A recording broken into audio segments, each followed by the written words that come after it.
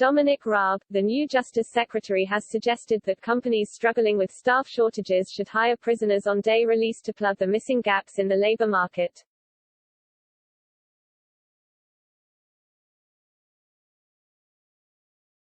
The former Foreign Secretary, looking to revive his career, claimed that the 1 million job vacancies across the UK could be filled by newly released prisoners, or those deemed a low risk out on day release. Mr. Raab suggested that the plan would both help society and the economy by boosting trade, and giving the new workers an alternative option away from a life of crime.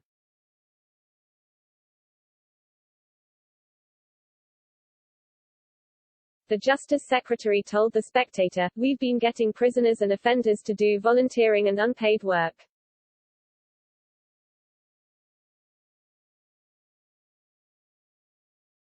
He went on to say, "Why not, if there are shortages, encourage them to do paid work where there's a benefit for the economy, benefit for society. If you give people skin in the game, give them something to lose, if you give them some hope, they're much less likely to reoffend."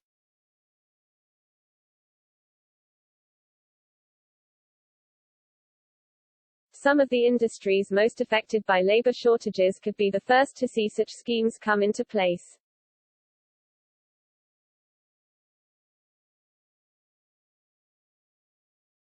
With a shortage of fruit pickers and factory workers, officials are due to contact such industry leaders to pitch the idea.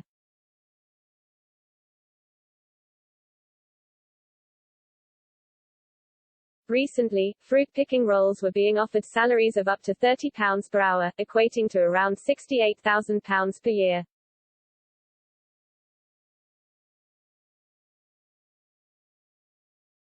The idea comes as the government is ending its furlough scheme after 19 months in operation.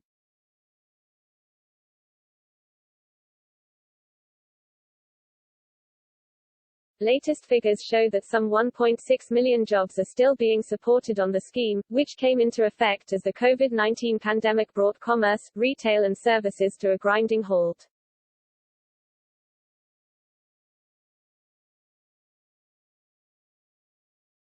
For those currently not in work, and claiming universal credit, the extra £20 per week top-up will also be brought to an end.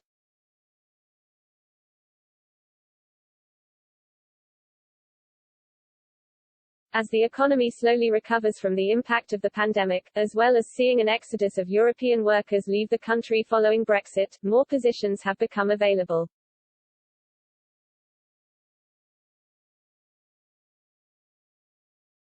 According to job market data, between September 13 and September 19, 220,000 new job adverts were posted, bringing the number of active vacancies to just under 2 million.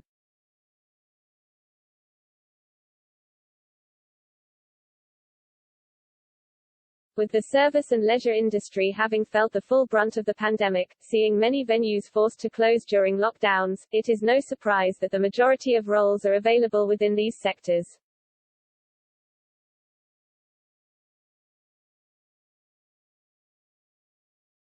Figures show that 36,000 new adverts were for chefs, cooks and kitchen staff, 32,000 were for retail and sales assistants, and 6,500 were for bar staff.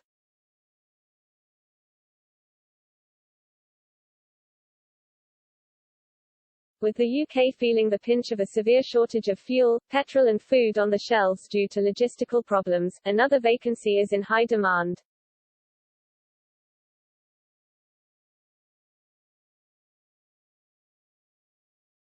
More than 7,500 roles for HGV drivers are now live, some of which are offering drivers salaries in excess of £50,000 per year.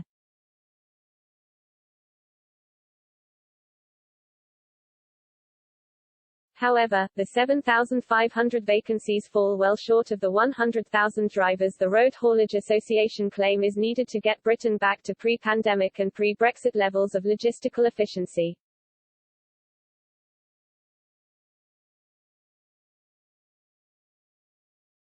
Adding to the notion that prisoners could be offered work has also spread to the idea that asylum seekers should be allowed to work whilst their claims were being assessed.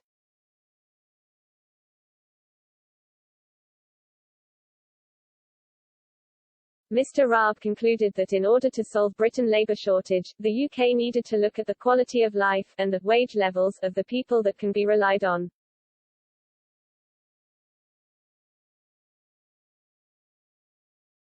Many Western European countries hold higher minimum wage thresholds than the UK, with Britain placing lower than Ireland, the Netherlands, Belgium, Germany and France, hence adding to the rhetoric claimed by Mr. Raab.